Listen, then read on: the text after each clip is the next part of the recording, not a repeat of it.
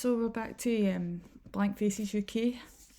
Hi everybody that tunes in. Now I've came to Blank Faces because she's doing Wedger Watch.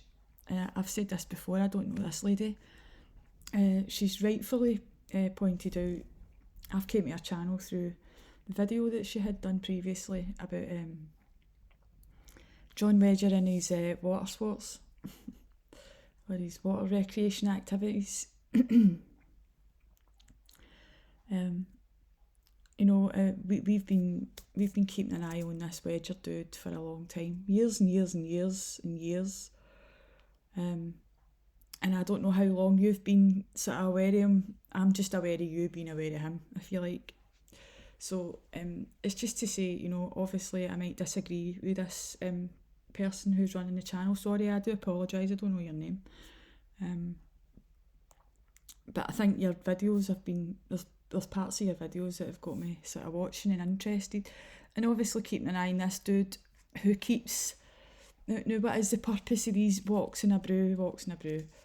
I think you had said earlier in this video that he's walking down London with a brew, but there's no tea in his cup, so that just sort of sums everything up for me. It's like the whole business a show, and this is what's happening here is an illusion that's being painted, and so we have to, people are keeping an eye on him. You're rightfully doing the same thing. I think that when people monetize their channels, they're making bad words out of words that aren't bad, and they're creating maybe a fear culture around about stating things as they are. So John Wedger's got a fascination with showing people the places and the vulnerable areas and talking publicly about victims and the details of their cases with YouTube. And I just wonder what kind of person it is that's tuning in. Obviously a lot of survivors who are still in their deep grief and trauma would be vulnerable to people like him. And in general, what we see is we see these people working with gangsters that have abused a lot of victims in the past. So we're just wondering, is there some sort of something else going on here that maybe we can't describe because of legal terms, but a locating of vulnerable groups and individuals and parties. For what purposes? Well, there's a whole business of show behind the business of show, and the business of show business, is a front where only a few chosen who are willing to do pretty much go to any length, and not all cases, I'm not talking everybody obviously, but the majority only get through that door if you're prepared to do A, B and C, and so a lot of people don't. And so what happens is a lot of actors and a lot of people who trained for the business of show end up in the, in inverted commas, sex industry. And so it's a pipeline that feeds the sex industry, and the whole audition process that people are groomed to go through is a grooming process. That's what it is. It grooms people for rejection and to be treated poorly and badly just so they can survive. Now, if you ask me, the people that do that are pimps, and they exploit the fact that some people are, just basically wanting to eat and entertain, but some people are just really ambitious and they just want attention, and they'll do anything to get it. So they let them rise to the top. And here they all are on YouTube, and they're all trying to get your money. Every one of them. And they'll not call it what it is because of that. These streets, patrolling up and down. Even Peter Folding's got a couple of followers that says that he's, that he's helped out and stuff. Where's John Wedges? Yeah. Well, the point about that there is, if they're victims, they're entitled to anonymity. A lot of victims aren't going to jump up and say, oh, somebody helped me. It's really hard for victims to disclose, never mind speak in front of a camera. You know, it just takes a wee bit of empathy to see that. Become nocturnal for a while. This is where we would go and find our kids. Now, what happened with the young boys? They end up going in a lot of... Find your kids.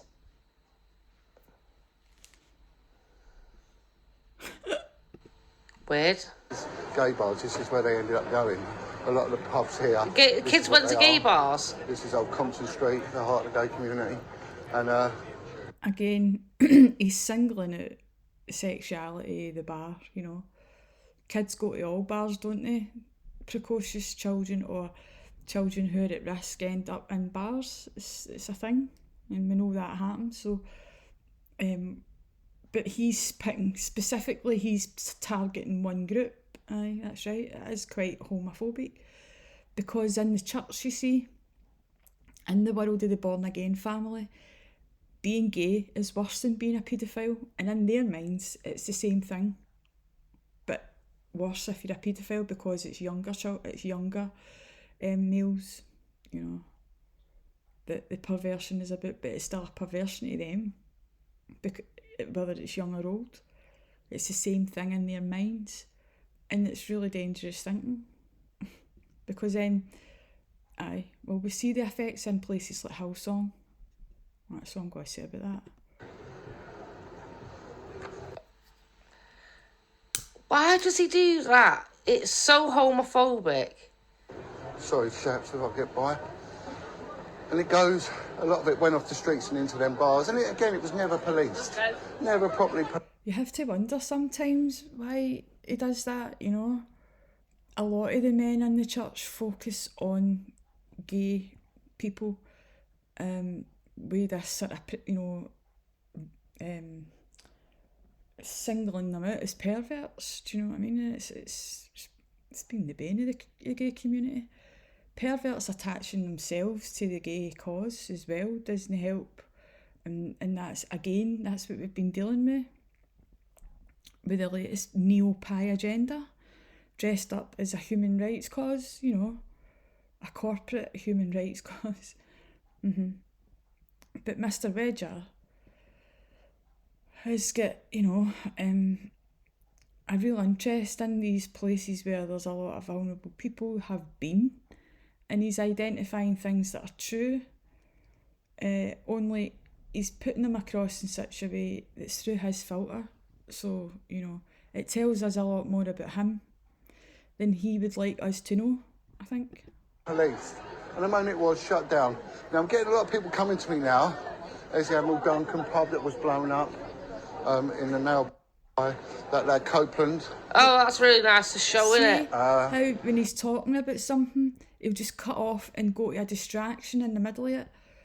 This disjointed brain that's going in for cold water dips while he's grieving and stuff like that, into deep lakes that have got dangers lurking beneath them while he's in a state of grief and trauma, and promoting that to vulnerable groups of people. Obviously the whole crew here, and the more we speak about them, the worse. Really what we need to do is just hardcore ignore this whole cabal that are trying to profit off of child abuse, and a lot of them are men.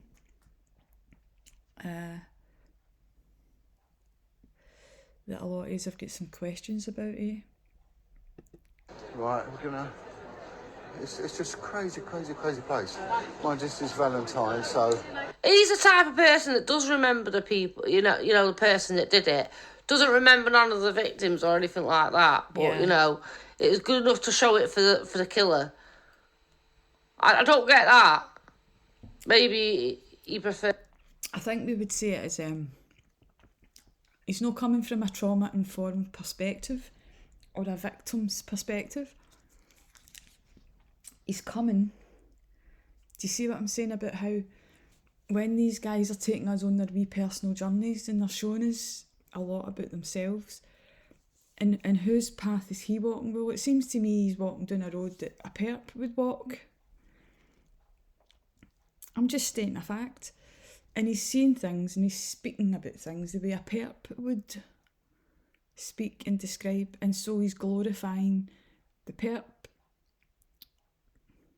And why do the media and the police in a certain section of communities do this? Why do they glorify the gangsters and the perps? It's the same guys that throw roses at the coffins of the Crays who procured children for Boothby. If you listen to the victims and survivors, which I do, in spite of these Carroll Beach psychological operations, because that's what he is. He was sent along to basically discredit the truth of the matter. And when you see the turd in the bowl like that, you know that that's what it's there for. In and of itself. And so they compromise every single one of us that witness these things. And sometimes children are made to do things by these Boothbys. I mean, these are sadists, these men, you know, that have had more power and money than sense. And a lot of it comes from the military. And the military sections of the monarchy. The thinking does. The dehumanisation of the public and the population, the way that we're seen through their eyes, you know, dehumanises us, infantilises us, it keeps us in an infantile state, and people on these islands have never really properly grown up. Psychologically speaking, because people like this are always bringing us back to this wrong, I don't even know how to describe it, a mindset that just doesn't fit 2024 and the evolving nature of safeguarding and child protection. And it's trying to preserve an old way and old roads and old routes for old men, if you ask me. Heard more of them actions and he did a sympathy for those bloody victims, because that seems insensitive what he's just done. Everyone's sort of it's not funny, is it? Coming, it's trendy to come I don't here. know, but I've got a real brew here. You know, so big mention out to Tony and Chris from the Good, Bad and the Ugly podcast. See, did a there's a promoting of these men again. A lot of survivors, you know, it doesn't matter how much you try to tell feminists that we're misandrists for safeguarding. It doesn't matter, because statistics and facts and reality, it doesn't matter how they've tried to manipulate reality to their own ends for their own benefits. It's still men that commit the majority of these crimes. The majority of these crimes are committed by men. Right? So that's the whole point. Man can't trust himself. He doesn't trust his own brother. Fuck's sake. You know, we're a funny old species. an interview with Tony and Chris did an interview with them on Sunday. Superb. I tell you what, it's definitely worthwhile keeping an eye on him, because he seems to be getting worse and worse. He seems to be getting angrier and angrier. Well, danger. Content on there. So the Good, the Bad and the Ugly. Check them out. These guys and a possibility of a danger. Respect to podcasting, and they've got some superb content that they're going to be putting out. Please follow them. Tony Morell and Chris from the Northwest. Well, let's hope someone's got some morels, eh? Pleasure working with you chaps. Absolute professionals at what you do. So people are approaching me again, and they want to get their stories out there. And I was approached by a girl the other day. I'm not going to say her name, but she's 30 years old, and she talks of the most horrific abuse she endured by stepfather. Again, don't go. See, sorry, I know she's just about to kick off as well. You are bringing... You're bringing this into an inappropriate arena.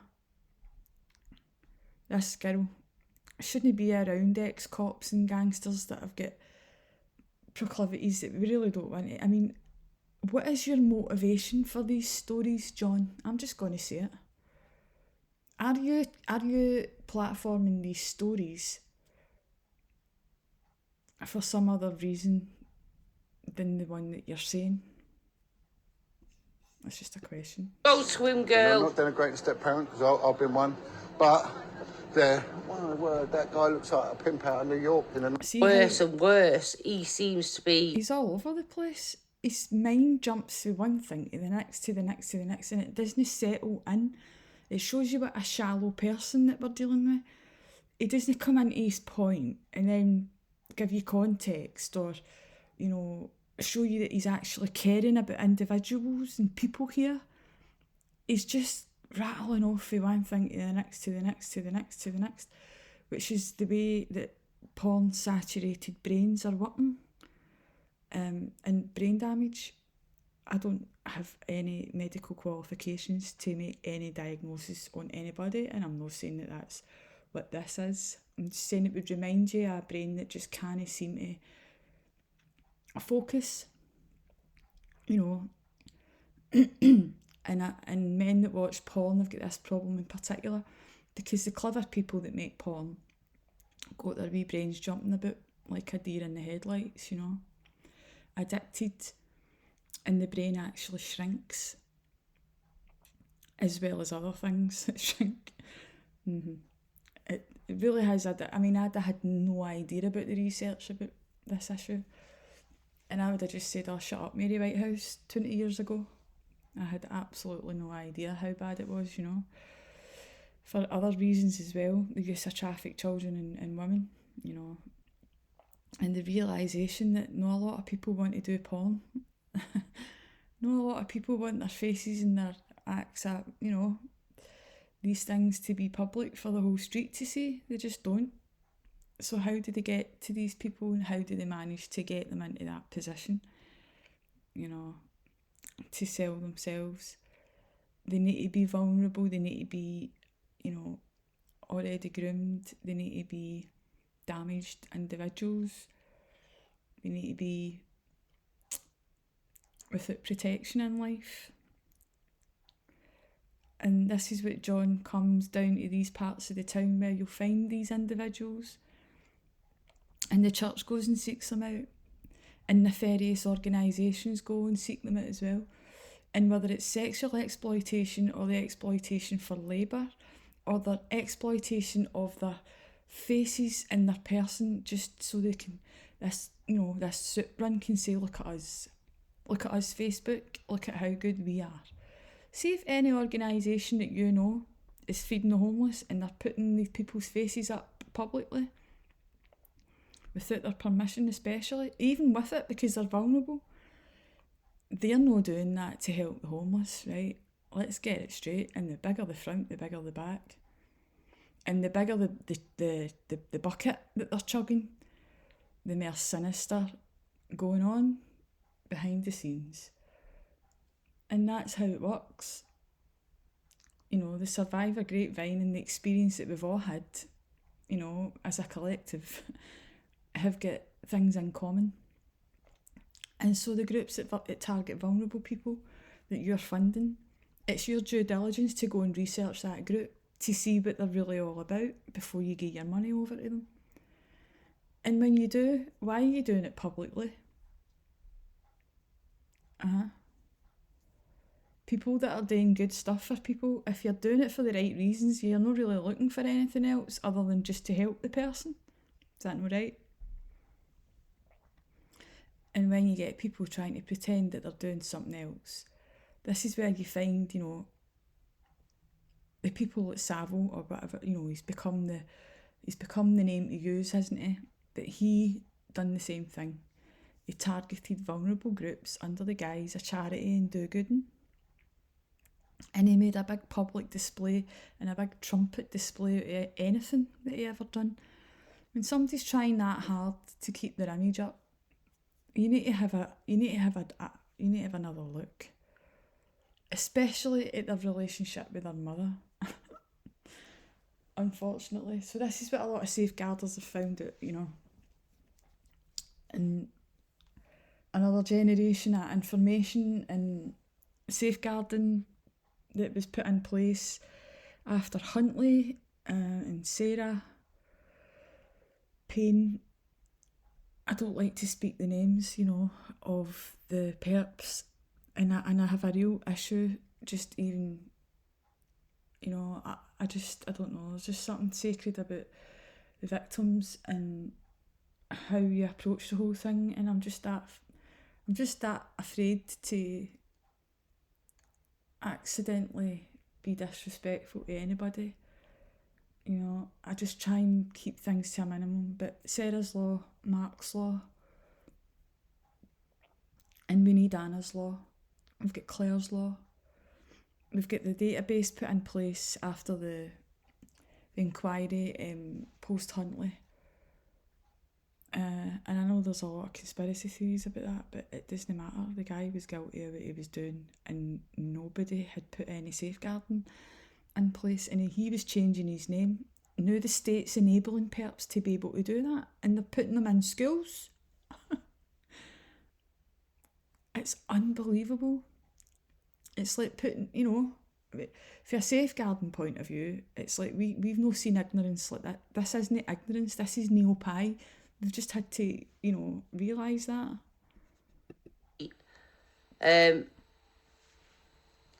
Getting angrier and angrier. Danger. Bit of content on there, so the good, the bad and the ugly. Check them out, these guys. And a possibility of a danger. Respect to podcasting, and they've got some superb content that they're going to be putting out. Please follow them. Tony Morell and Chris from the Northwest. Well, let's hope someone's got some morels, eh? Pleasure working with you chaps. Absolute professionals at what you do. So people are approaching me again, and they want to get their stories out there. And I was approached by a girl the other day. I'm not going to say her name, but she's 30 years old, and she talks of the most horrific abuse she endured by stepfather. Again, don't go to him, girl. I'm not denigrating step-parent, because I've been one, but there. My word, that guy looks like a pimp out. Denigrating step-parents because I've been one. Oh my God. But did you hear the last? She's saying to the victim, don't go to him. And I can't, please, if you ever do stumble on this, please don't go to this guy. Right? They're not safe. I'm just going to say it. John Wedger, I don't believe it. I don't believe that you should be trying to counsel anybody, mate, or help anybody. I think you are the person that needs the help that you're talking about, honestly. New York in the 1970s. Wow. Probably fancy dress, mate, weirdo. So he, this poor girl, from the age of 3 to 11, she daily. Whoa. How was he just, yeah. Honestly, this is just, survivors don't do that. We don't want to know the details. It's bad enough if it happens once, right? And it's not something that we're out in the street recording ourselves talking about while we're walking down past crime scenes, John. There's something really disturbing about this. Seriously, somebody needs to do a welfare check on these people. How are you talking about this on the street, you weirdo? Stepfather, and he only stopped when she started to menstruate, and then he lost interest. But this girl was so brave. Right, that's not right. He shouldn't be even like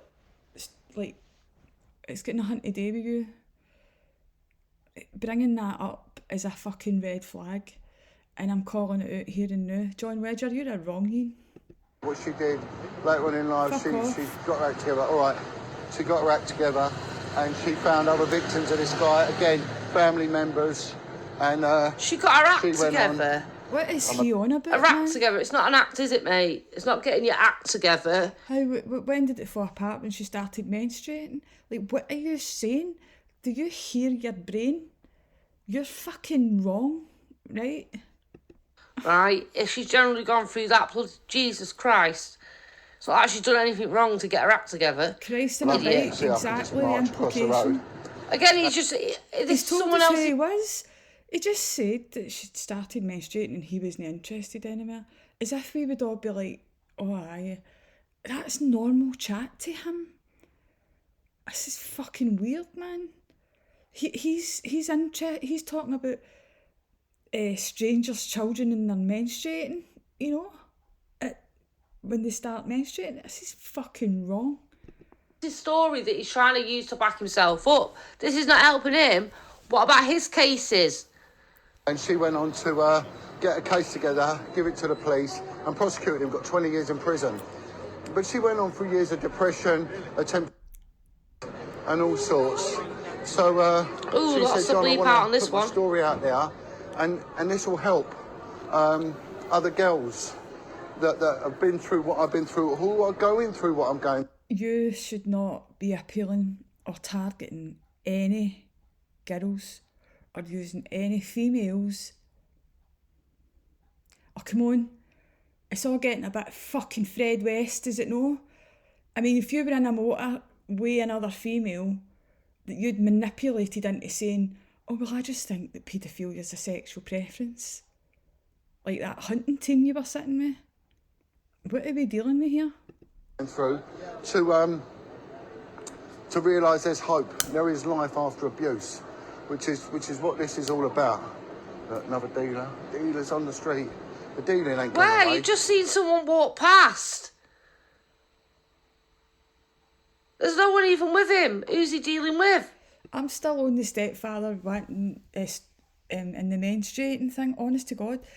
See if my stepdad had took any interest to do with anything to do with me at 13 or, you know, when I was starting to menstruate, I would be like, fuck off, you fucking weirdo, you fucking creep, and rightfully so. And he thinks it's alright to do this on YouTube, him and that fucking gang of cray fucking gangsters that he sits with. So, please. Fucking normalised paedophilia, that's what this is. In Chinatown now. And you need to call that out, Mrs. Give me a thumbs up if you want me to carry on doing these interviews. I teamed up. No. Absolute thumbs down. I don't want to be near no vulnerable people. Get the vulnerable people protected for this fucking weirdo that's got an interest in categories of porn that we don't want to be looking at his hard drive for. Where's his hard drive check? Underworld figure. A tough guy, to say the very least. So me and him are going to be doing an interview together. He's very, very well known. He's been on the TV. He's not an old boy. He's, well, a bit older than me. But he's... Is this that French dude? He's very incredibly well known. So me and him are going to be putting something together. And I'm going to start doing these interviews again. Voice for the voiceless. What? So... You're nobody's voice. You're a voice for somebody, but it's no for survivors, for voiceless survivors. It might be for voiceless other groups, stronger, more abusive, more gangstery types of people who are more likely to be the abusers, who are more likely to be running sex rings and brothels and red rooms down in London, Yeah. And this is something I sort of want to speak out because when there's a little dog, all fussing over a little dog. I don't know what all that's about. What, you know, why are people not allowed to speak and be there with their dog round about you without you having to comment on it? I mean, this is bizarre. We're just being nice because it's a little dog. Leave him alone, man. It's bizarre. Why is he trying to cause trouble? He's just bizarre. He's actually fucking weird, man. He's properly... See, if he was walking round about me, I would get out of his way. You know that way? In the street with people. He genuinely is. It's like he's looking for a bloody fight. Mm-hmm. Idiot. Yes. There was a murder... What's it, mate? It's a murder in the basement. Murder in the basement. And the Chinese mafia really covered under it. The police... See, there he's jumped for a wee dog, right? He walked round in a circle. He was talking about something. He got completely distracted again by a wee dog. Made a big deal out of it. walked round in a circle, look at his face, and then started talking about the Chinese mafia. I mean, my jaw's on the ground. This guy's...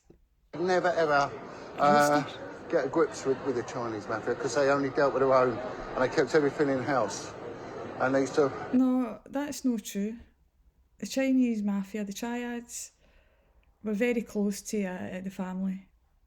And somebody that just has a lot more class and a lot more reality about their caring for vulnerable groups. And she was a woman called Jackie Pullinger. And she actually went to Hong Kong, Kowloon City, in the walled city, Kowloon, excuse me. And she worked her way right in to the triads. So you can speak for your own perspective. And what it tells us is, you know, you just weren't as good as Jackie. and the sisters, the many sisters. And one of I had a brother who was at my church in Denniston, Philip Pang, and he was on the Alan Wicker documentary that you can watch about Jackie Pullinger in the walled city, and if you Google it or you put it into YouTube, it'll come up.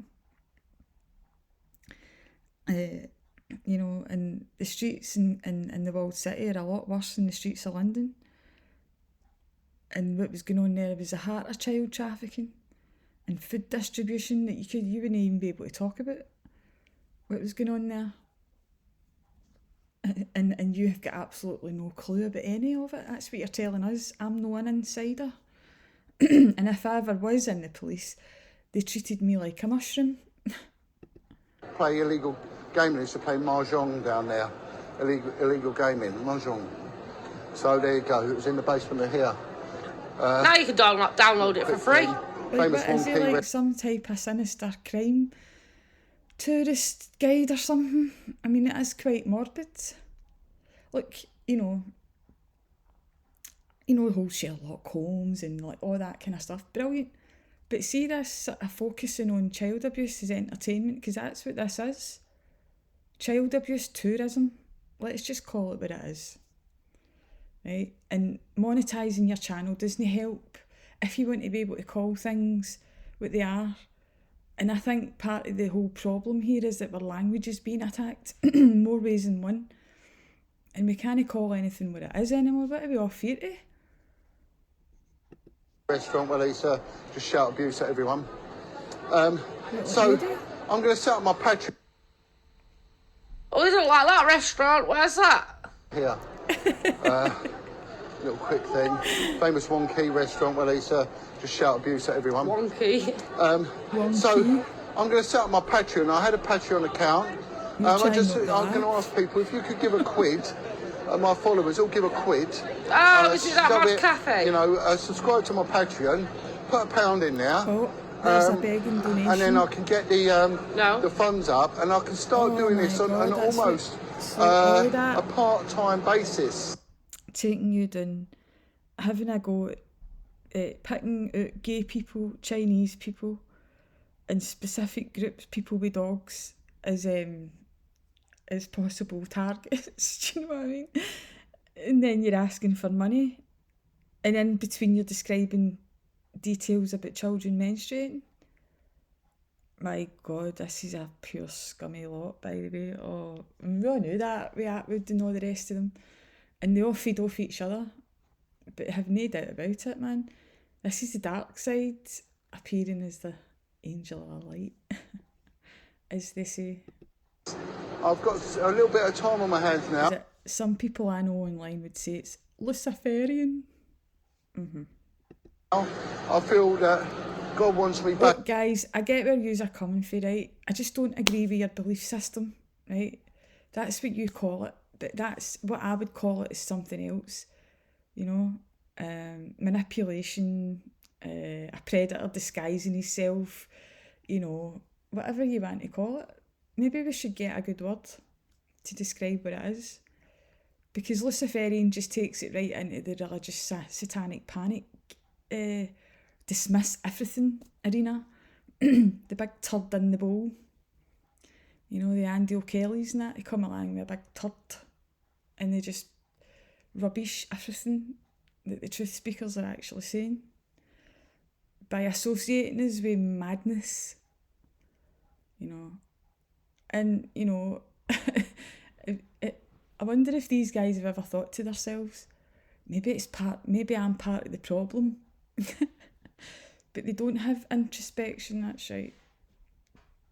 Like some of us actually do, you know, spent a lot of time having a good look at ourselves and working through what some people call shadow work. I think John's never done his, and so he's just blabbing it out all over the streets of London and publicly online. You know, and a couple of years ago, if somebody for intelligence services came out and said, you know, in the next few years you're going to be seeing a lot of our faces a lot more, and I think that's what it is. But you know, they'll not identify themselves because a lot of them are alkies with broken watches, and that is the sad state of affairs that we're in. There's not a lot of national security, and the men that are supposed to be watchers on the wall are busy obsessing over stepchildren's menstruation. I mean, this is where our men are at. You know, gambling and porn are turning, like religion, they turn brains to mush. They make people manipulatable and controllable and like puppets. It drains your energy that you would be using to fight the man. I mean, that's it. It's no recreation, you're steered in that direction. It's no choice, you know. It's no choice when it's put in your face like that. And, you know, there's a pure political agenda going on. And these men are absolutely obsessed with wrong things. Back on the streets. And there's no trauma-informed depth or counselling services with these people. And survivors, please, if you come across this guy, he is not what he's saying he is. And you're no safe if you go and tell him your story. Don't put your story in this guy's hands. Wants me back He belongs to the doing street. what I should be doing. And that's interviewing people. He's taking up I've too got much something go time. go back I'm home. going to put my Patreon link up probably in the next week. I'm going to encourage everyone, if you He's could put just it up about spare a 4 or pound, 5 times now. if I can get that In the past week. monthly subscriptions up, I'll travel all around and people can get in touch with me and say, look, John, I've got a good story, I want it out there. Yeah, but he's had quite a lot, hasn't he? He's had these donation points coming in for ages. So, and all he's managed to do is walk around the block near where he lives. That's it. Because it's And I'll come to you, because the Reddies will be there. John's brain's going round in circles. And if I was looking to invest in somebody that was actually a warrior, a proper knight in the battle, right? If I was looking to fund somebody like that, it certainly wouldn't be him based on his videos. But then, you know, a lot of people are now maybe aware, or, you know, maybe some people are fooled by this, you know, because they lack awareness. But certainly survivors and victims can see through them. And we tend to band together behind the scenes, you know, or we use encrypted communication. I mean, we do understand that Big Sister's watching everything, you know. And this whole thing is just a grift. That's whose pockets. We can come up and... I wonder where he's going. Or I'll come up on my own, or come up with my pal. Because he had a certain and we'll do your interviews. destination, and I can get didn't he? back on track, because Right, he never gets I'm to his getting destination. so much saying, John, where are you? What are you doing? I'm back writing again. I went away for a little while because I am... Oh, cheers. What's that about? Right, all right. Hello? Yeah. So, Oh, that was nice of you, wasn't it, mate? I went Weirdo. away, I went and pursued other careers. I started working with autistic children, which I loved, and I've done that now for 3 years now, and I've been working with ex-offenders. But it's sort of all coming to an end now, and... He's the hero and the saint. we get it. You're Jimmy. Disabled children and of survivors and vets and I'm just wonderful. I don't buy it. And more people are wanting me to put this down. I think now is the time, because I think we should start having a resurgence of these stories, getting them out there. The press aren't wanting to engage with it. The press aren't wanting to engage with you, John Wedger, because you're ruthless, man. All you're doing is just lying, and then you'll throw in. It's like making a cake with you, right? He starts off like the recipe for John Wedger's stories are like any descriptions like a demonic or biblical. He loves that. So like, you know, the underbelly and... That's because there's a whole Christian audience out there that he's trying to get their pound. You know, there's a lot of them. And if you look at it from a marketer's point of view, that's basically what it is. The tenacity of a lion with a raging tooth and all that nonsense. And then he likes to add in other people's stories, and then he'll add a little bit about himself, and then he'll add some homophobia and a bit of racism in there as well. Yeah. And that's a John Wedger cake. No, you're right. It's a John Wedger cake. That's right. Spot on. And I'm going to carry on doing the pantsuit against depression. You nailed him. The John Wedger starter pack. So I can do, you know, that sort of promotes the fitness. She knows she's nailed him. The raising endorphins and everything else. So if we can sort of get that going, again, I can move about doing some swims, and then in the evenings I can go up and I can start interviewing people. Well, swimming's free.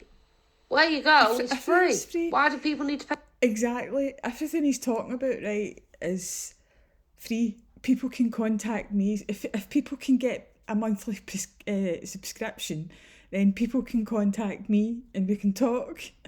And I'm like, well, you can do that in WhatsApp for free. So what he's saying is, you know, I'm renting myself out. I'm here down in London, and I'm basically renting myself out. You know, let me take you on a wild goose. Let me lead you up the garden path. You know, let me take you up the dead end. Oh, God. I'm so sorry. I can't help myself. This guy's a fucking joke, man. It's not even funny. I shouldn't be laughing, I know. Let's go back to being miserable. Pay you for that? And sort of make a whistle stop tour. And here, you're just walking around near your house. Conveniently, you little I enjoyed doing local. That was my trade craft. You know, and these stories, you know, they do well. So I'm thinking about doing my interviews like I used to. Where is he going? Street. And then, you know, ones that have got particularly impactful content that I feel there's a bit of mileage there. I'm thinking about He's making fucking popped into Soho on an evening as usual. Into with my friends from the production company, turning that into proper little videos as well, and maybe putting them on as a pay-per-view on Prime and things like that. So there seems to be so many little gangs associated to him. One gang I want to know. Gangsters, right, are making more money for child abuse content and trafficking than what they are for drugs in other areas. And I think this is just the symptom of that. These are gangsters and they're making money off the back. Sean Atwood, you're making money off the back of victims and survivors. And we're not happy about it. About is that Dirty Dozen? Do you know with Sidney Cook? Yeah. I want to know about John Wedger's association there. Oh my God, no, that's a weird question. I'm not even gonna. There's a whole Sidney Cook, Brian Harvey, Paula Mann brings this up. I don't vouch for Paula Mann. I follow his work. And they are always bringing up Sidney Cook because I think these are a sadistic bunch, And, you know, nobody wants to hear details. But there's officers and people that actually need to go there at times, you know, and they need counselling after it. And the things that come out about Boothby's crew and the sadistic pederasts, right? And I'm talking about, and you say, oh, it's all Tories. No. The Crays were procuring the children. And so the Cray ring is a web that went over the whole of these islands. As far as I can see, over my years of research, you know, I didn't set out to research that specific area. I'm a survivor who, you know, was trying to find out who tried to abduct me when I was a wee lassie, and who had taken a friend of the family and murdered her, Anna Kenny. And so that had started me on a journey years ago, and you end up finding out things that you didn't really intend to or ever really want to find out. I mean, that's the whole tragedy about everything here. These men like to impose their will. They like to lord it over people. And so the subjugation, the submissive, is just... Denigrate is a word that he uses a lot. And I think that's a key to the psychology here, if you're looking at it that way. Which I don't, you know, the whole psychology thing's questionable. I want to know about that association, because there is a third party association. Mm-hmm. So I want to know, has he ever visited Sidney Cook? Wow. All I know is that Brian Harvey said that there was Sidney Cook and something about next door at a place where Brian Harvey was living at some point. And that every time this thing with Sidney Cook comes up, it's just another area that, you know, in the past when these things have happened to me, something will come up and it's like, you know, go and have a look at that, and I'm like, oh no, I don't even want to look at that, you know. Like my stepfather's, you know, like Dr. Elliot Barker, that's a good example. And the abuse that went on in the asylum over in Canada.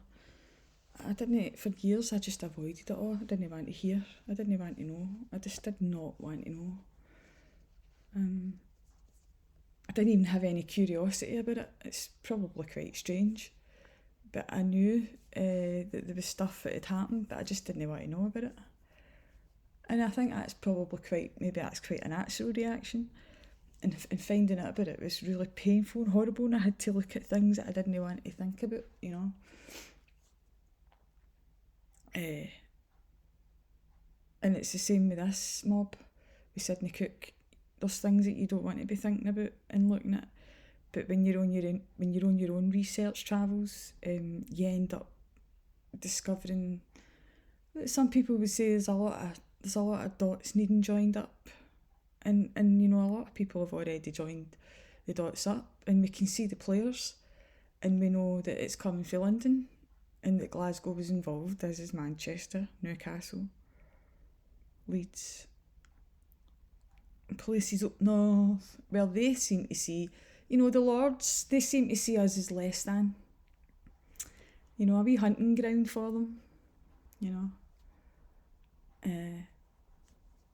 And it's really up to us whether we think that we're lower class enough to take this shit by these sadistic cunts. Sorry for swearing. I'll probably get a strike. He wants to know that. Has he ever spoke to him outside of the police force? As well. I don't normally use it. I reserve it for the rest. Not when he was an officer. And it's nothing about, like, you know, I'm on about...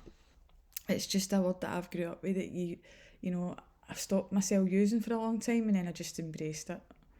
I mean, you know, I know that a woman's vagina is an incredibly intimidating thing. It's been maligned, and that's just probably something that, you know, I shouldn't use that language anymore. But, you know, you're institutionalised with some things, aren't you? And then you check yourself, and you correct yourself, and you try to do better. Off duty as well. Like, I want to know what his connection with that, because there is... He knows someone that has had direct contact with Sidney Cook, right, and other things. So I want to know what his contact with him was. Like, red flags are massive at the moment. Why isn't it? So who does he know that's connected to Sidney Cook? I would be interested. Ex-copper, a vice-copper, and all this that he says he is, which I'll show you that document I found at one point. But how is he contacting people like that? Why? Or why is he in contact with people who know people like that? Yeah. And then it's weird. That is weird, because police officers used to have to maintain a certain integrity, and the fact that he's got these contacts, these dodgy contacts outside the police force, that he's out now. Did he run? If he was a police officer, that is, did he do something wrong, get caught, and then use this whole child abuse thing as a cover, to cover that up, and deflect? Because he's really, his real contacts, that's who he's talking about just now, and he was just one of these that get past the vetting. And then Operation Tiberius happened, and we found out that the police force had been taken over by gangsters who had actually used the Masons, and that's not a conspiracy theory.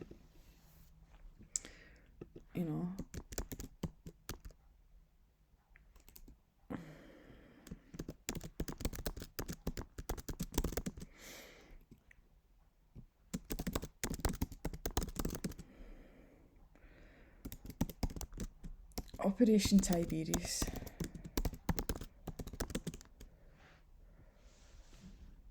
Yeah, I did. I've not got my glasses on. There you go. It's not a conspiracy theory. I mean, it shouldn't be any surprise at this point if you're reading,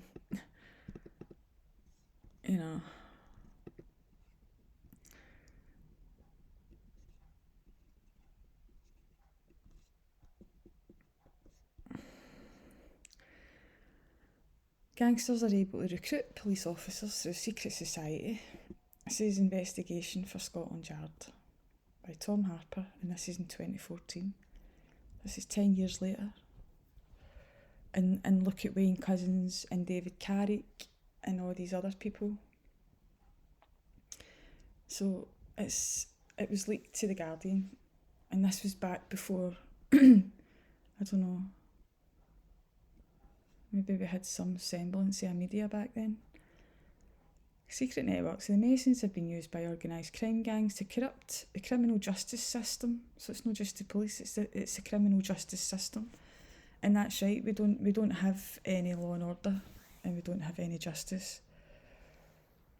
This is supposed to be a bombshell, and it was written in 2002. So there. It's been going on a lot longer than that.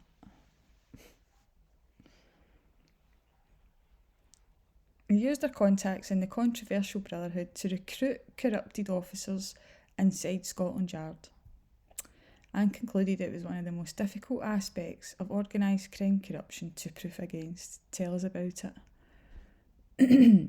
They are ruthless, and this is the death squad. And we know they're trying to stay out of jail and put us in jail. That's the whole thing. And East Ham, a little bit of Essex in there, who were members of the Freemasons, attempted to find out which detect, and I think you'll find there'll be connections to the Northern Ireland police there as well. Through the the Essex boys, famous for its secret handshakes. Notably, the judiciary and the police, the political establishment and much of the media often dismiss such ideas as conspiracy theories. However, Operation Tiberius is the second secret police report revealed by The Independent in the last 6 months to highlight the possible issue, and there was another one called Project Riverside 2008. So periodically they'll do a wee report on themselves,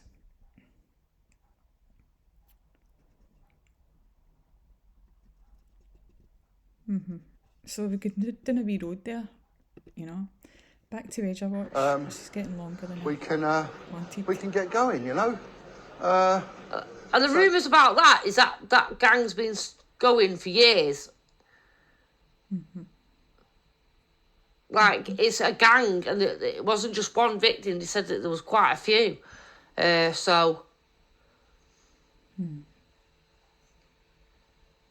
I'm not sure if they liked places like fairgrounds and stuff like that, you know, because a lot of towns have the fair come to town once a year for a couple of days. And it seems they may have preyed on places like that. Yeah. But doesn't that mean they may have travelled with places like that, with people like that?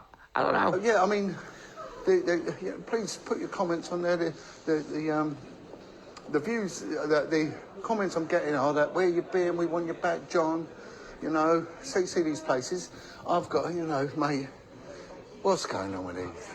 You've just been past there.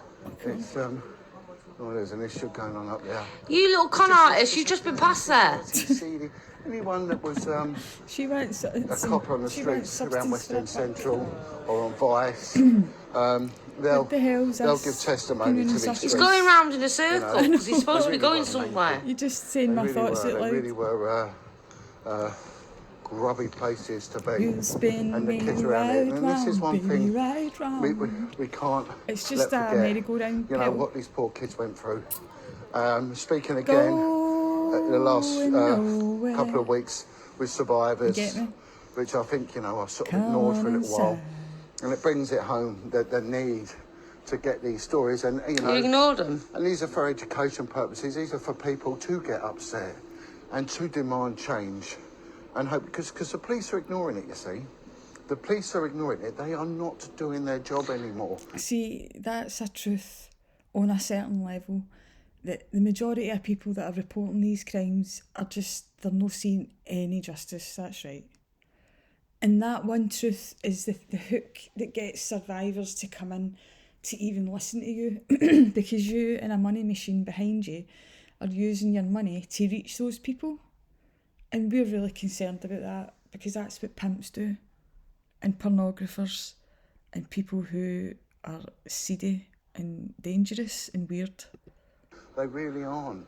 Oh, because John Wedger's no longer part of the force. The police can't do the job anymore.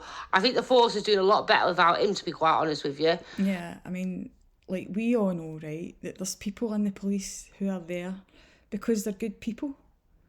And that's never, you know, there's people in there with good intentions and it's like every organisation, but what we do know is what I've just been showing you is that they've been infiltrated. And so what we're trying to do now is discover how far's the rot got. Well, since they've ignored a 2004 report, we have had Metropolitan Police officers going about using their badges to sexually exploit, rape, abduct and murder women from the streets of London. He's not spoke about that. I'm sure he'll bring it up at some point. Sarah and Nicola are two victims that are exploited by people like these.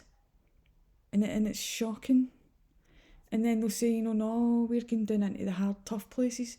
No, you're not. Jackie Pullinger ran circles around your circles, mate. Years ago, before you even thought about Jesus. You know what I'm saying? And this isn't our first rodeo. And so when we see people like you, I grew up in born-again church and I can spot the bad guys that are in there for a cover. And I know the real good people that done a job of work. And that was the Jackie Pullingers. And they're few and far between. And they're no shouting, you know, about this and that anywhere. They're just quietly maybe passing on the word to the people that need the help. And if the cameras stumbled on them by accident, then they would matter-of-factly explain what was going on and then go on with the work. You know, they're not in front of the cameras showcasing the triad bosses, John Wedger, or the local areas where you could procure drugs and all the rest of it like you have in this video. I think they're also ignoring his claims because his claims are just a load of rubbish, as I keep saying. Just rubbish. Well, I don't know the fact about that. You've got to get I think that's the punters trap. to go out there and drag these people in is testimony to the fact that it's totally failed. The whole system has totally and utterly failed. You know, so we've done a whistle stop. Yeah, there is a lot of issues. There's a hell of a lot of issues when it comes to catching them. It's not that they're ignoring it. It's the fact that it's underfunded, and then they're not getting support by the courts to prosecute them and keep them down longer. They're getting really, really short sentences. Really short sentences. That's true. And wasn't he trying to do the amnesty for them as well? Yep, Bill Maloney. Tour of what used to be called the meat rack. See, young boys. there he's talking about all these young boys that again. we saw used to be Again, these wee boys, and honestly, it's all this talk about things that, you know, if you're in survivor circles, right, we've heard about these things from other survivors. And he's like, that's because, you know, I'm a police and I've had privy to all these things. No, you focus on them an awful lot, John. You bring them up. And they had an upstairs, and that's where the young boys were. And these posh white men would go up there and pick them up. And I think, who was it? Was it Anthony Daly, the guy who wrote the novel Playland? He goes on. They tried to shut him down, but he goes on about visiting Dolphin Square, army barracks. You know, especially the officers' places for the guards, because again, someone else's story. Broken institution is what these people end up in. You know, they like we mentioned before, they get divested from their mothers. Again, no fine details, just generalisation again. Schools, you know, at the age of 5. He's triggering the survivors that are listening to him. And it's shocking, not only by the staff, but also by the other pupils, and there's an encouragement for it. And then when they progress through the all these journalists and all that, he's got backing him, and yet half these stories that they tell, you can't piece together. You can't piece together. They've all got the ability to document all this and pull it out there to the public, and yet, to be honest with you, most people can't make head nor tails of it.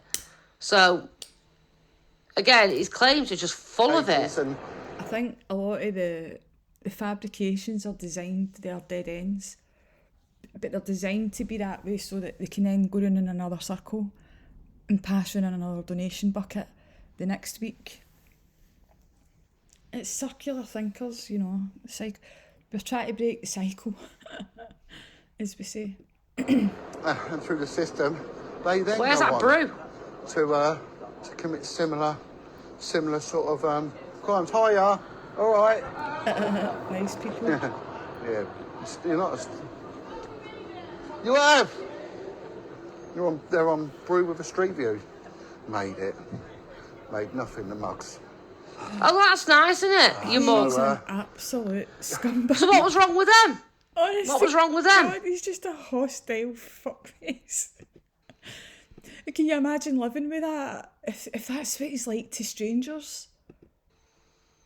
They were just being nice to you. What was wrong with them? I know. They were just being happy. Like they weren't gay. The dog. They weren't foreign. They were English. What was wrong with them? Is he just walking the streets angry all the time? He's not helping those kids. He's just walking around being angry. He's looking for victims, if you ask me. Brings back That's some what's memories happening here. On the streets, I'm telling you. Sorry. And we just call that comedy for the horrific, and we never really got to. How would you ever know when he was off the beat? Like, couldn't he go back down doing the patrols later on in the week or whenever, or times when he knew it was quiet? I wonder how many of the police in the Vice. You know, I don't really read Irvine Welsh's books, but I did see his film Filth, and I'm just wondering how many of the Vice, you know, actually become or are put into the Vice because they are the thing and they can just sort of blend in, or how many good guys went into Vice and were totally corrupted. I think I might know one or two of them. and just, freelance patrol or pretended to be undercover. He could do that, couldn't he? How did they ever get past that? How did they, ensure that people didn't do that? No, but what was Because that's a going on, concern I got right near now. to it, and of course I was silenced. And I hope one day that the real story gets told. Not these provincial. I tell you what, they don't seem to be doing anything about is him and his claims. The claims that there's always this real story. It's always a dangling carrot. It's always a soap opera. Dum dum dum dum dum. Tune in next. He's planting. It's neuro-linguistic programming. It's not even sophisticated. It's just to get people to tune in to his next walking in circles and talking about the exact same thing all over again. Content. And how he can just carry on doing what he's doing. Northern towns, but the real story down here on the streets of London. It's toxic. It's so toxic. This is what we need. I'll try and find a place. I want to see if I can find it. There's Jon Snow. Why does he always look homeless? Jon Snow, I think he was the one who found out about cholera or something. Because they put all the pollution and sent it downriver. Completely irrelevant to what you're doing here. I'll try and find a little street. There's a street down here called Kingley Street. And this is where you used to have all the really upmarket lap dancing bars. So we would get sent there on a covert level and an undercover level. And we'd sit in there drinking champagne and whatnot. And all the clientele are really, really posh white guys. See, did you get a wee taste of it, John? Because you do seem a bit bitter.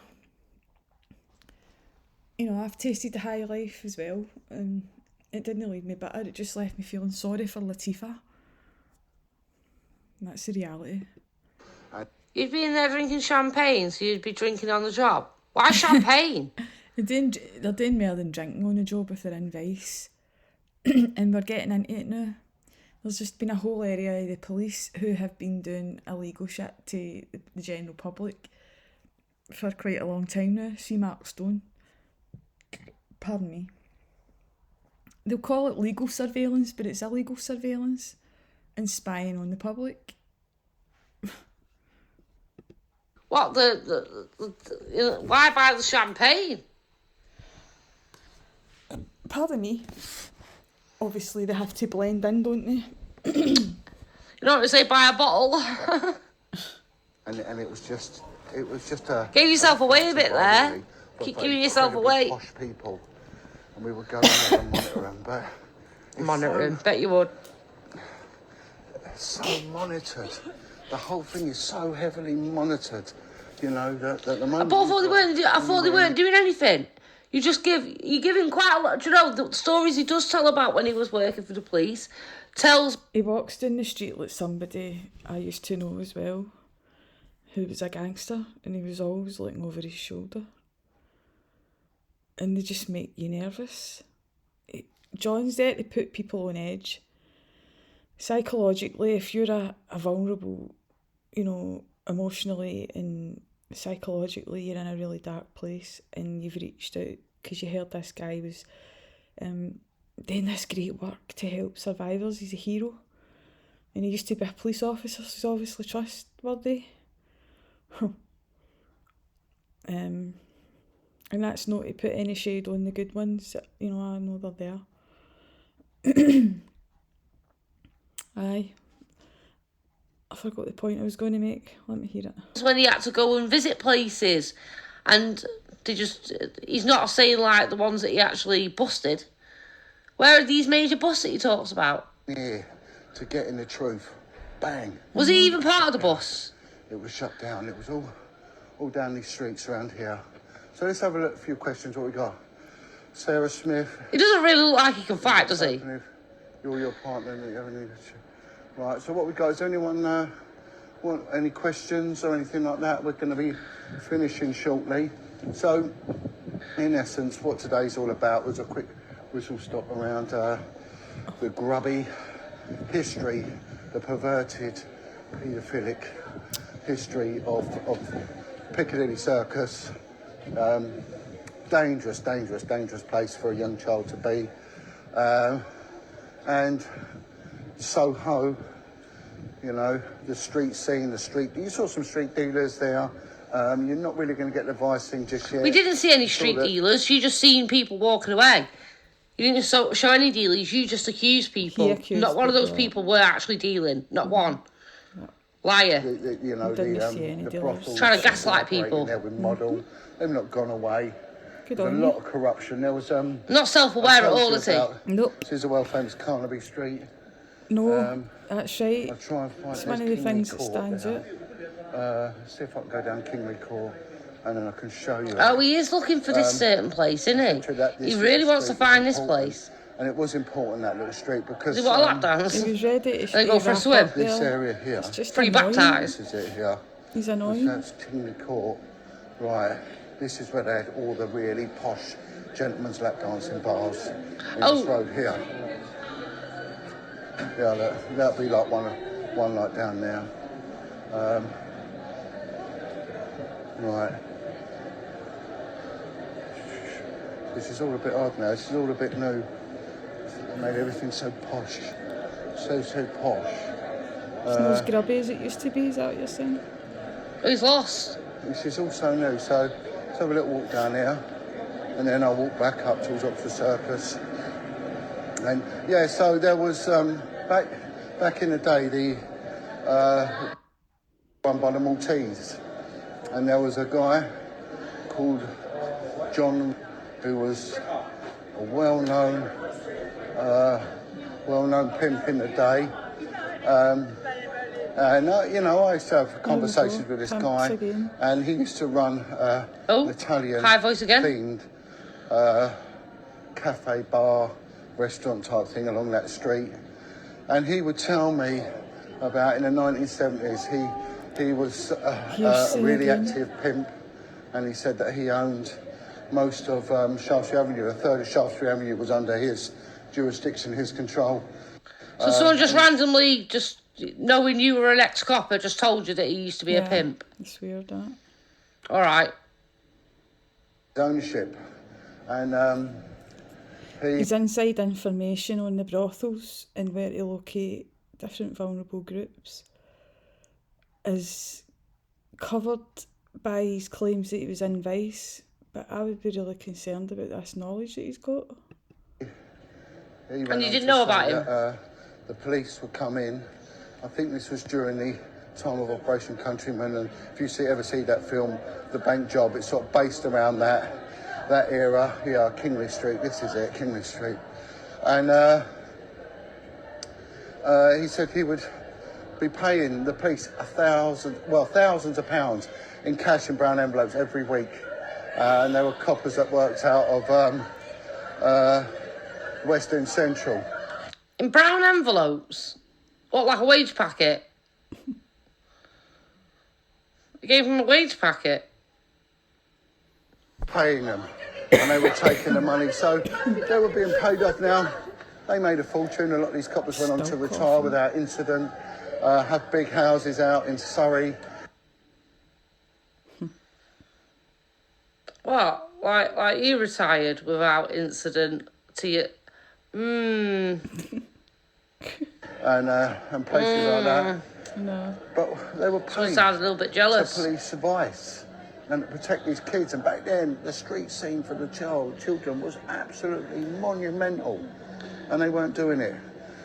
And it was all covered up. And I think there was a superintendent, was it jury, who was linked in with the gangsters and everything. And it's just dirty. And the victims of this are the kids.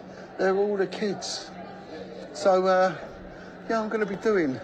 Right, I think this was one of the bars. Now, Dirty Bones. I think this might have been one of the clubs that these English gentlemen would go. Honestly, man, I can't believe I've gave this much time to sit this there, guy. drinking their malt whiskey, watching women gyrate around them, It's half just naked and things like Oh, that. gyrating women. And the police all know about it. Police know about a whole lot of it. I've got a former child, not the unfair, child that was trafficked for sex assault. Let's put it that way. Oh my God. Child victim. Oh my God! And she's come to me. She remembers me. She's now. Oh my God, people! We may have done something. We may have done something, finally. Finally, after all these years. After all these years, he may have listened. Can he continue? Oh. I'm a grown woman. Oh, let's go back. Watching women gyrate around them half naked and things like that. So, and the police all knew about it. The police knew about the whole lot of it.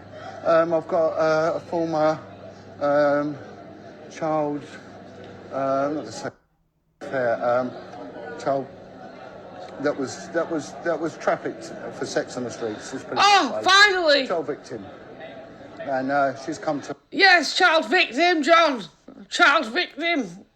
You've gone through a 25-year career in the police force. You know, how many years was this campaign?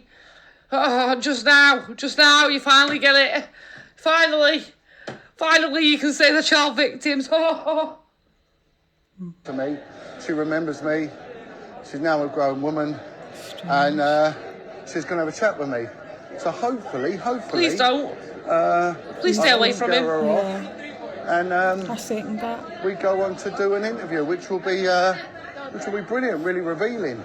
And in my book, I'm going to be doing short testimonies at the back. The last chapter will be short testimonies. It's just the fact that she doesn't need to go to you to tell her story. It's just the fact that you're setting yourself up as some sort of weird middleman. Honestly, Hugh Hefner done it with women as well. He just used them in such a manner that he was profiting for them. And how's this any different? Testimonies of the people I've met on this amazing, incredible journey. So this is it, you know. Let's see if this gives us any details. We're back. Oh, we've got a new cup. We have a new mug. Wonder where that comes from. Amazing, incredible Been journey. walking all that way with a cup like So that. this is it, you know. Brew with a street view. We're back. Oh, grumpy old git. Oh, that's exactly what he is. That's a previous mug, wasn't it? So we haven't got a little chick anymore. Back. No, Oh no, that's a different mug. Back on the street. We're back here. he comes doing across it. I try and dead, do these as often as I can. Oh, that really kind of high up voice. He's not got a really male presence about him, and that's what is unnerving. Is that he's not grumpy. He's nasty to people, but he's got this really I'm a really good guy, and then he's just turning and kind of pure like showing people horrible reactions. And maybe one a week, time allowing. Let's try and get an interview a week. I can't do it unless because I'm going to have to give up some sources of employment to do it. Move on travel back. But if people graciously and benevolently Sources of employment. I thought he just does volunteering. In my Patreon account, I put the link up.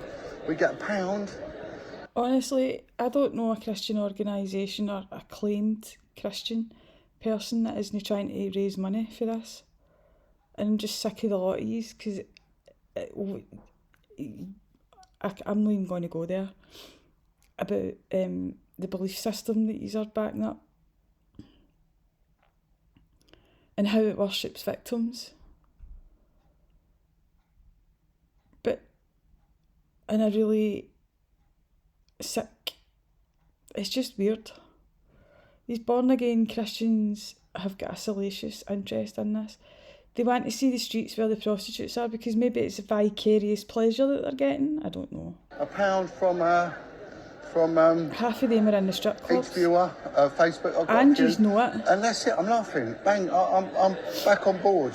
So and, if he's got a job already that he's earning from, and he'd have to give up to do this because it takes up so much of his time, then why aren't he using that for funding? Mm-hmm.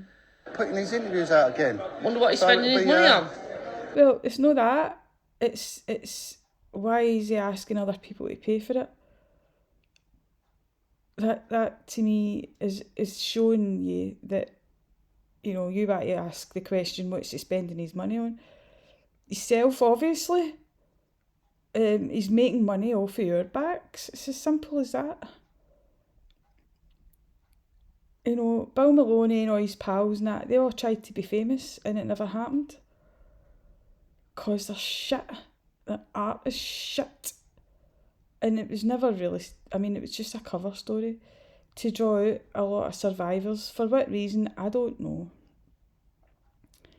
There's various different things that have happened to us, you know, since Bill Maloney shouted amnesty for paedophiles. You know, it was almost like the Wicked Witch had appeared and said it's always winter and it's never Christmas ever since. Because it's been amnesty for paedophiles and they all came crawling out the closet. Canton Blanchard et al.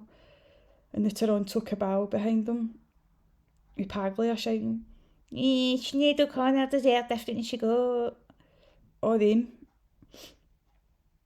Absolutely hate victims and survivors.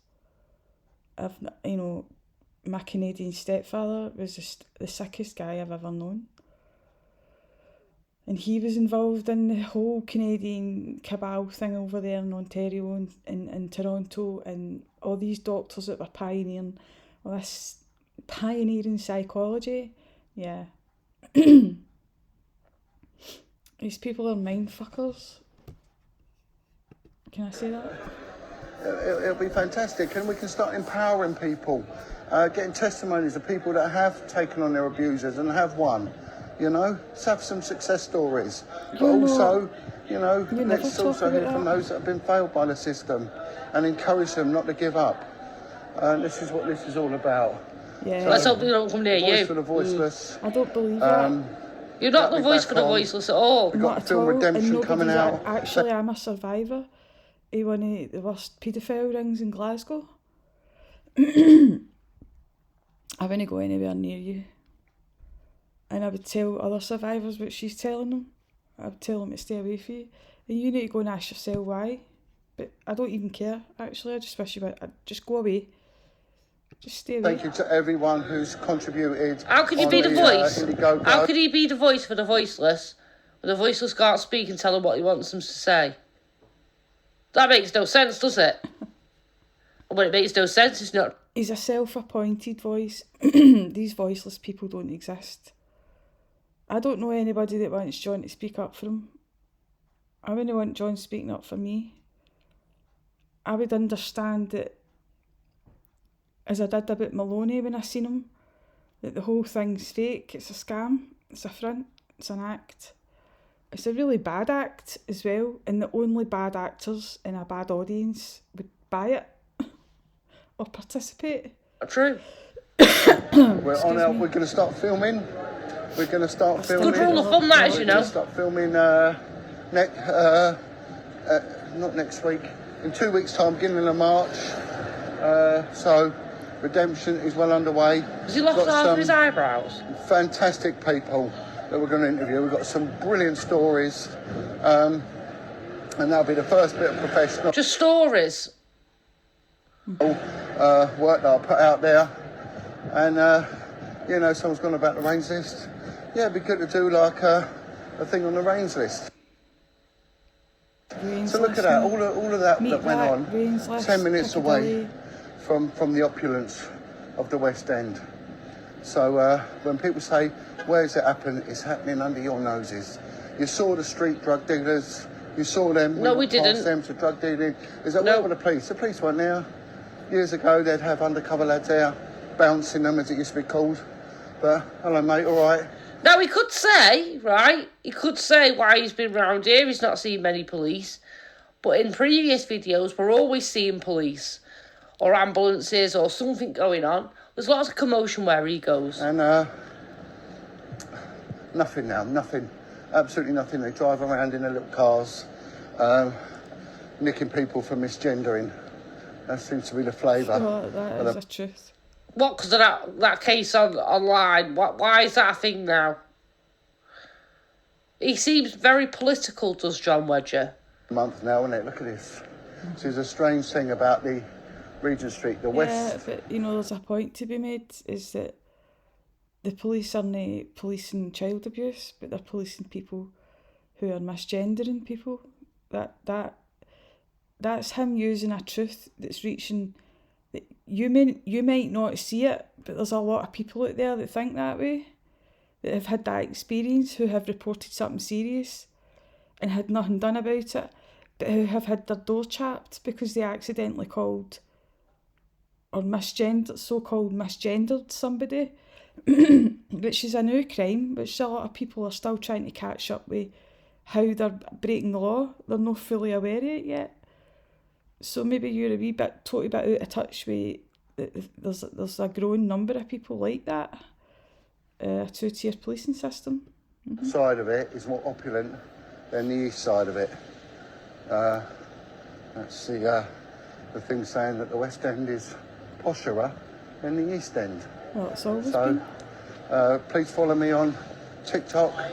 No. I'm going to put stuff out on there. West is best. Instagram, I'm just a bit rubbish at doing this. I'm off to meet a team doing marketing. He's done it for years, though. How can you be rubbish at it? You should be good at it by now. I've got a beautiful couple that are I'll tell you one thing. I do find out my streams are improving each time that I go along. I'm getting better and better. do my first one, I was too shy to speak. Bless me, I didn't even have a face. for me, and hopefully a bit of professional content. I've learnt a lot over the years I've been doing this. I really have. Yeah, and all you can do is get your phone on a selfie stick and film yourself on a live. Honestly, these years you've been doing what? You've been doing what? Exactly. Apart from trying to make money for stories, other people's stories about child abuse. And you're going to get people on and all the rest of it. Well, Lord. Prey to some of the pitfalls I did a couple of years ago. The team will be very tight, and hopefully we'll start interviewing some survivors of sexualistic abuse as well. You're gonna start interviewing survivors of that. Mm-hmm. I thought you've already been doing that. Mm-hmm. Why is that a start? Yeah. Again, giving yourself God away. bless them. Oh, Very difficult for them to come forward. People need to be very, very wary of him and make associations with him. So, totally. But I Hands reach out across to the them. ocean. So if anyone has got a story that they think We might is disagree on some worthy of things, voice but for the we're voiceless, definitely get in agreeing on touch. these. I'll gauge it Red flags. based on your own merits and everything else. And also make sure that you're up for it, because Merits. it could have a backlash, afterwards. It could cause trauma. So here we are. Oh my now God, Oxford make Circus. sure you're up for it. Right, there's a tube there. So Make sure you want to be traumatised. there we go, people. chaps. John Wedger, Brew with a Street View, John, a Whistle Stop we don't Tour. want to be traumatised by your second-hand stories. Oh, Junglist Massive. Scared the life out of me, that guy. Muppet. All right, voice. Everyone's a muppet to you, mate. Anyway, thank God that he's gone now. That's the end of that. There's only like 15 seconds left. So that's the end of your Wedger Watch for today. I'll edit this and I'll be chatting to you all in live chat. But thank you very much for watching and have a great night. Night.